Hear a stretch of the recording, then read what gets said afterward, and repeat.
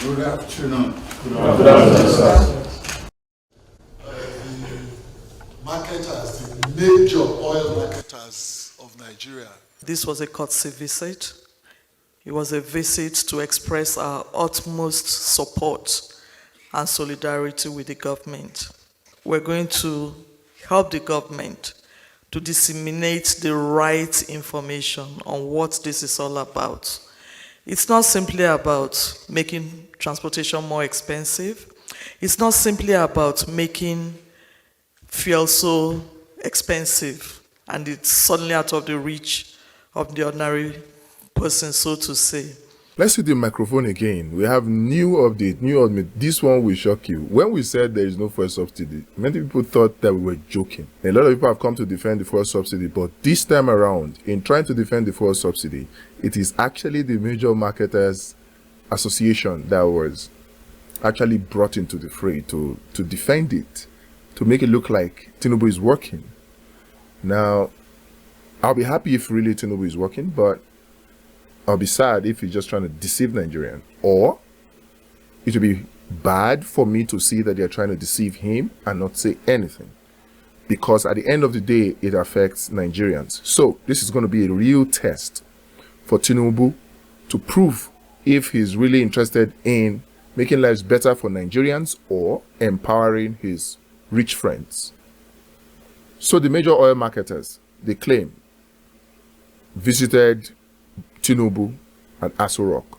And then at the end of the meeting, they had a press briefing.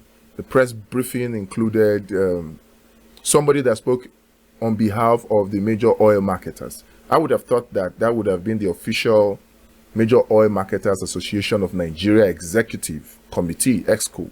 But apparently, the Mrs. Akpani woman, Mrs. Winifred, who was asked to speak on behalf of the major oil marketers, is not an EXCO member of Moman, at least not from the information on the Moman's website. She's not, but she was asked to speak. Now, anybody could be asked to speak. Anybody could be asked to speak on behalf of Moman, so far as they are Moman members, even though that would be inappropriate, but let's give that to them. But when she spoke, she was speaking and she spoke a lot of things that were obviously not true. First of all, she said that it is only people that have jeeps that will be affected. People who have jeeps would then probably need about 70,000 naira to refill their cars. And it's not only because you're saying we can't afford transportation. It's only the man who has a jeep that will spend 70,000 naira now to fuel his car. The man who doesn't have a car doesn't have to worry about that. All he needs is transportation. That those are the people that will be affected, but obviously that is not true. Because the people who have jeeps, who have SUVs, for you to have an SUV, averagely about 50 million and 100 million on the average. You have some SUVs that go in excess of 120 million, 150 million naira per SUV. Go find out. Anybody who has an SUV probably has a business running, and that business will take care of the cost of the diesel. So increasing the cost of the diesel does not affect the SUV owner. It doesn't. The cost is just going to be transferred to the business, and the business will transfer it to the customer. So at the end of the day, it is not the owner of the SUV that pays for this so-called increase in the price of fuel. On the other hand, on the extreme end, let's look at the person who does not have a car. The person who does not have a car. The person earning 30,000 naira a month. Now, that person's salary has not increased. At the same time, the cost of transportation has doubled or even tripled. So he ends up spending 1,500 naira, 2,000 naira on transportation every day. And that in 30 days is about 45,000, which is actually already beyond his salary. How many people earn 45,000 naira in Nigeria today? Yes, there are people who earn 1 million. There are people who earn 2 million. There are people who earn 500,000. But that's the top 20, top 15% of the Nigerian workers. The majority of them earn below 50,000 naira, at least 50%. Now that means you're going to put 50% of the Nigerian workforce into serious trouble, because the whole salary, considering the 30,000 minimum wage, now the whole salary will go into transportation. Now he's also going to eat when he goes to work. And by the way, the cost of food would also increase. So what do you have? The salary cannot even take care of his transportation. Now the price of food has also increased.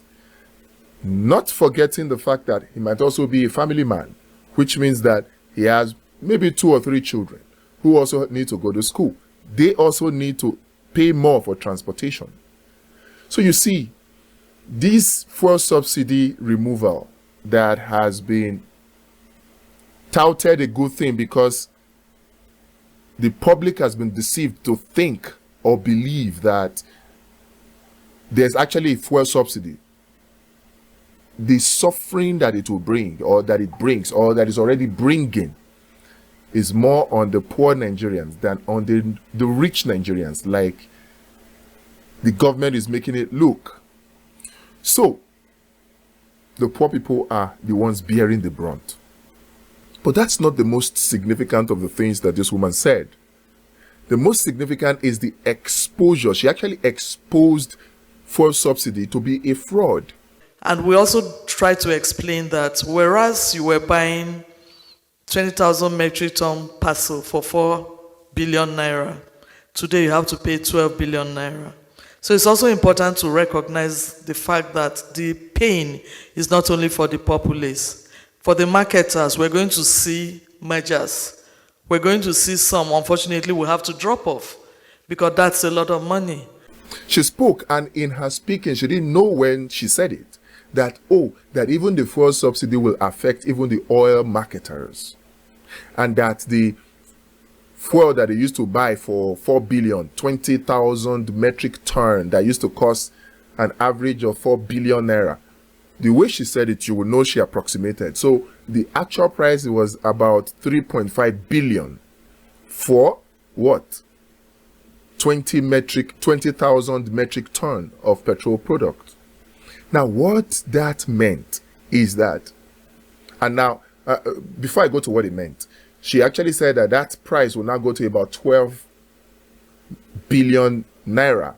Naira, notice that she mentioned naira, which means that, for one, the oil marketers never needed to source for dollars to buy petrol product from NNPC.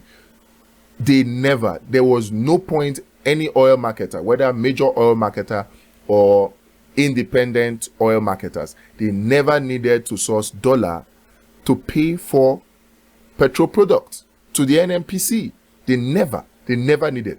And she just confirmed it because she said, averagely 4 billion naira.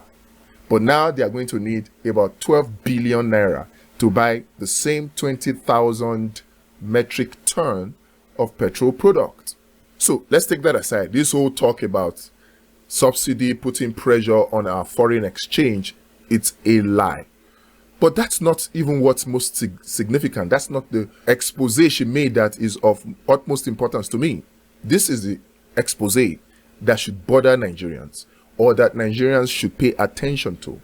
She said that the price of 20,000 metric tons of petrol product that used to go for, say, 4 billion, which is an approximation, it's actually about 3.5 billion, would now sell for about 12 billion, right? If 20,000 metric tons of petrol product was sold for between 3.5 billion, thereabout, approximately 4 billion. If you divide that amount by 20,000 metric ton, which is actually 20 million liters, you will get that 1 liter would sell for 175 naira.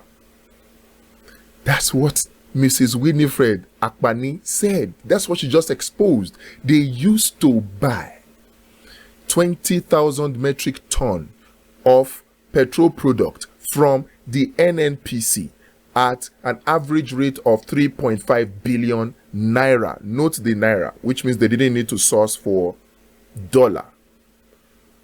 But if you now divide that 3.5 billion by 20,000 metric tons, which is 20 million liters, that gives you 175 naira per liter. That's what they used to buy from NNPC. 175 naira per liter. Do you understand? That means that there was no subsidy even before this increment. No subsidy. So if you multiply that by 3 now, 175 naira by 3. Let me do a quick calculation here. You do 175 naira by 3, 175 times 3. You get 525 naira. So they are going to be sold this fuel now at 525 naira. And then they will now sell at minimum of 534 or 537 naira. Which means their margin is still about the same thing. It is those who were getting the subsidy before will still be getting the subsidy. But now the people will be made to pay more. There was no subsidy. They were buying at 175 naira per liter before. At the time when petrol was being sold at 195, 200 naira per liter. It's not me saying it. It's the representative of the major oil marketers saying it in their meeting, in the press conference they called after their meeting with Tinubu at Aso Rock, in an attempt to convince Nigerians that the increase in price of fuel is actually subsidy removal. It is not. Because from the discovery, the revelation that she has made, she has just exposed the fact that there was no subsidy. They were buying before for 175 naira and selling at 195 naira. Now they are going to be buying at about 525 naira and selling at 537 naira. Which means their margin really doesn't change. And the fact that they were buying at 175 naira per liter before simply shows that nothing was subsidized. And besides, according to what Liberals Oshoma actually analyzed, NNPC know they buy the petrol. They know they buy them. They just extract it and give it to refinery. Refinery gives them equivalent in petrol product. So whatever they sell to the oil marketers, they are actually making a profit, only deducting their cost of production. And because just cost of production, but because even the transportation from the wellheads, which is the oil well, from the wellhead to the loading terminal is through pipelines. It's through pipelines. So transportation from the wellhead to the loading terminal, which is the FOB point, Nigerian loading terminal, is next to nothing if you factor in the cost of infrastructure over time. So NNPC know they buy the product. So whatever they sell, they are making huge profit. They are making huge profit. Why they want to make Nigerians suffer is what I don't understand, because the essence of what they are doing is just playing into the hands of IMF and World Bank. They're just playing into their hands. They are asking for, they are going to do more privatization. They are going to do devaluation of the naira. Yes, devaluation of the naira. Then they are going to do so-called subsidy removal, which is actually just increase in the price of fuel. They are talking about entrance of new investment. Which new investment? It will interest you to know that the same investors we have in the oil industry are the same investors that are going to bring the money. No new investor is coming. It is the same people that are doing the exploration in partnership with NNPC, the same people that were doing the refining. Imagine Total, ExxonMobil, Shell, and so many others. They all have refineries in Netherlands, Rotterdam, Netherlands. They all have their refineries there. So, if they had refineries there, why didn't they have refineries here? Because they cannot maximize their profits. They cannot. So now that you increase the price, you're actually doing them a favor, not Nigerians, making Nigerians suffer. And then she also said another thing that Nigerians should take note of, that we have been feeding the whole West Africa, Sub-Saharan Africa with fuel since last week, Monday, and it's difficult to believe that it's only 10 days that this happened. If you check, all those neighboring countries have all their prices shot up. Probably maybe Niger is the cheapest one with about 580 per liter because they were all feeding on Nigerian fuel. We're going to stop. We have stopped feeding most of Africa. Already, the volumes have dropped. Nigeria was smuggling their petrol to neighboring countries. Now tell me, NNPC takes custody of this of this refined petrol from the refineries, from the consortium, right? And from there, they sell directly to the oil marketers through tankers. Now, you have a representative of the oil marketers saying that the petrol is being smuggled out. And now that the price has been increased, there's no longer smuggling. That's to tell you that the same people who call themselves the oil marketers are most likely responsible for the smuggling. And if government was really interested in stopping the smuggling, they could stop it, because you do not necessarily need to increase your price to meet the price of your neighboring countries. You don't have to. Saudi Arabia sells cheaper than its surrounding countries. Iran sells fuel cheaper than its surrounding countries. Libya sells fuel cheaper than its surrounding countries. Venezuela sells fuel cheaper than its surrounding countries, and they have not complained about smuggling their fuel to other countries. It will shock you. So coming to use that as an excuse for the rise in price of fuel commodities is unfair to Nigerians, considering the fact that these other countries have stable power supplies. Nigeria's neighboring countries, even small Benin, small Niger, small Cameroon, they have stable power supply. They have better road infrastructure. They have better welfare services. Yes, they may be poorer, but their per capita, almost better than that of Nigeria. Their conditions of living better. So if you are looking at that, their unemployment rate better than Nigeria. So if you're looking at that, you will be doing Nigerians a disservice. My advice to you, Tinubu, is this. Don't listen to these people. They might just be setting you up to fail. They might just be setting you up to fail. What you need to do is look at the corruption in the so-called DSDP fuel subsidy regime. It's a fraud. Look at it, expose those people that have been fraudulently paid, because from what Mrs. Alakmani just said, they have not been paid subsidy.